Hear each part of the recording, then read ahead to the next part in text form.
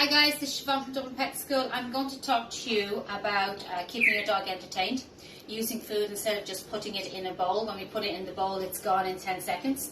Imagine your dog has 300 grams of food to use, and you split that between 2 meals, that's it gone.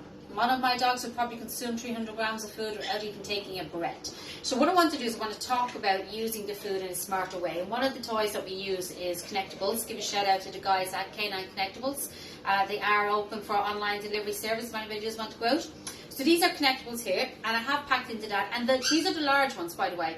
These large Connectables here take roughly about 60 grams of food. So you can imagine already we could use 4 of these, that's 240 grams of food. And that leaves us a little bit of wiggle room for doing some training or using up some treats, some higher value items. So I've got these Connectables packed up here with dry kibble, spoonful of peanut butter, a spoonful of sardines, something so the dog is interested in working for it. Versus giving it free in a bowl. If he wants it, he can just go and pick at it. This way, they've got to work for it, so he should have a bonus. Imagine your boss asking you to work 5 hours extra a week and not paying you for it.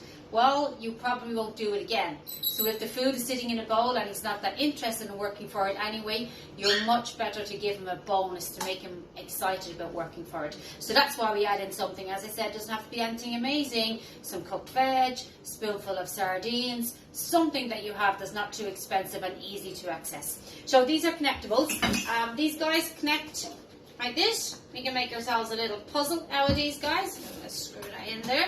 So like that. So if you have a dog that really needs a bit more than your 60 grams of food, maybe you want to keep them interested a little bit longer, this is a great way to do it. Or you can then give them out separately. I'm going to pop this tissue in my hands. You can then give them out separately like that just to make them last longer. So you don't have to feed them just twice a day. Feed them 6 times a day, smaller portions, as long as the same amount of food. You're just feeding it in a smarter way. Everybody's probably familiar with Kongs. Now, likes and dislikes of Kongs. My bigger guys, my Rottweiler, Roman, when he was alive, his big thing was a Kong. Oh, he loved the Kong. He could press it down, squeeze the pieces to come out of it.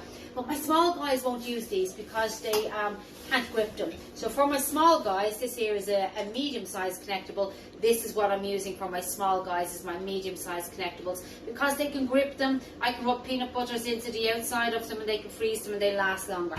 What I am going to show you though is from the Nylabone company.